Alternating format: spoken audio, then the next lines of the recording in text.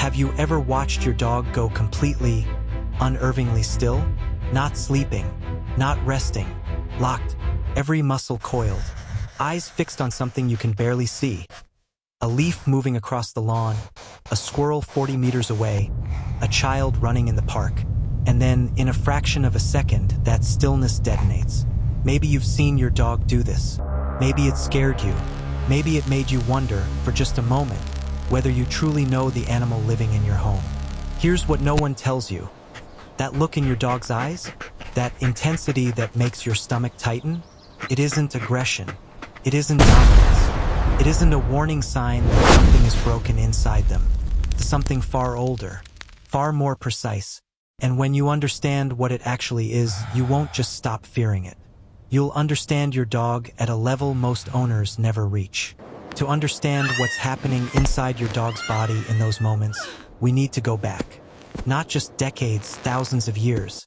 In the 1990s, biologist Raymond Coppinger made one of the most important discoveries in the science of dog behavior. He identified what he called the predatory motor sequence, a precise, hardwired chain of behaviors that every canid, every member of the dog family, is born carrying in their nervous system. 7 stages, each one triggered by the one before it. Stalk, chase, grab bite, kill bite, dissect, consume. In a wolf, this sequence runs to completion. Every stage fires in order every time.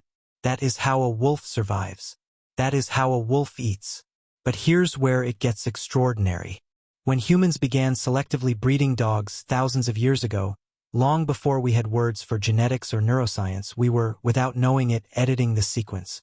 We were turning certain stages up, and others almost completely off. A border collie? Bred to eye and stalk with obsessive precision, but the grab bite and kill bite are nearly gone. That's why they herd without harming. A greyhound? The chase is amplified beyond almost any other breed on Earth.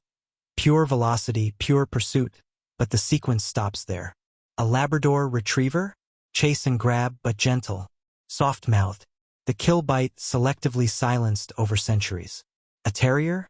Bred specifically to keep the grab bite and kill bite intact, because their job was to catch and kill rats and vermin underground. So when your dog freezes and stares at that squirrel, they are not malfunctioning. They are running the exact program they were designed to run. The sequence is simply incomplete. It starts, and then it has nowhere to go. Now I want you to do something difficult. I want you to step out of your own body and into your dog's. Imagine waking up every morning with a song stuck in your head. Not just any song, the most compelling, urgent piece of music you have ever heard. It starts playing the moment you see movement, and it demands to be finished. But every single time it starts, it just stops. Mid-phrase. Unresolved. That unresolved tension? That's what an incomplete predatory sequence feels like from the inside. It's not anger. It's not a desire to harm. It is neurological drive with nowhere to land. The arousal is real. The compulsion is real. The frustration when there is no outlet is absolutely real.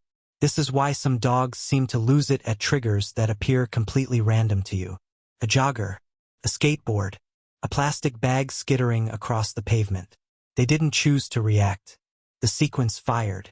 And in the absence of any appropriate outlet, the energy detonated sideways. Your dog isn't dangerous. Your dog is carrying a song they were never taught how to finish. So what do most owners do when this sequence activates? They punish it. And this is where, with the best intentions in the world, many owners make the single most counterproductive mistake in dog training. Because you cannot punish a biological drive out of existence. You can suppress it, temporarily, but suppression without outlet doesn't dissolve the energy. It compresses it. And compressed drives, in dogs, resurface. Often harder, often more suddenly, often in ways that genuinely do look like aggression. Studies in applied animal behavior consistently show that dogs denied appropriate outlets for breed-specific motor patterns display significantly elevated cortisol levels, the primary stress hormone, and are statistically more likely to develop anxiety-based reactivity over time. You weren't causing aggression. You were creating the conditions for it. So what do you actually do with this information? Here is something you can start today. takes less than 2 minutes, and it will change your dog's behavior more than months of frustrated correction. It's called a sequence outlet, and the principle is simple. You give the drive a legal, structured place to complete itself. Watch your dog carefully for 1 week. Which stages do they naturally perform? Do they stalk, chase, grab? This is your map. For stalkers and chasers, a flirt pole. A long wand with a lure at the end that you control entirely. For grabbers, a structured tug game with a specific toy, with clear start and stop signals. For high kill-bite breeds like terriers, a drag lure or a kill toy, a stuffed object they are permitted to shake, bite down on, and defeat. Begin with a clear cue, a specific word or gesture that means the sequence is now open. Run the session for 90 seconds to 2 minutes, controlled intensity. Then end with a calm, equally clear cue, a specific word, a hand signal, something that tells the nervous system, sequence complete, we're done. Watch what happens to your dog after a session like this. Not tired in the depleted, anxious way of a dog who ran for an hour with no purpose. Settled, quiet, satisfied. That is a nervous system that has completed its sentence.